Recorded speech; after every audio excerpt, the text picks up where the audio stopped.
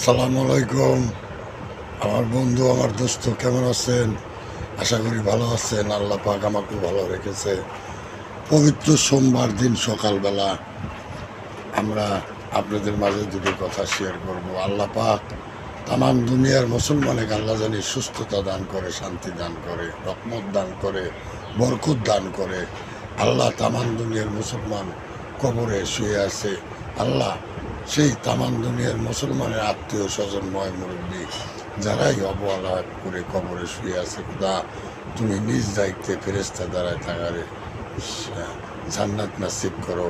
আল্লাহ যারা অসুস্থ হয়ে হাসপাতালে শুয়ে আছে, খোদা তোমার পায়ে ধরি, খোদা কারোর মা, কারোর বাপ, কারোর ভাই, আল্লাহ তুমি নিজ দায়িত্বে থাকার সুস্থতা দান করো। আল্লাহ সবাইকে তুমি শান্তি দান করো, রহমত দান করো। আমিন। পবিত্র সোমবার সকাল।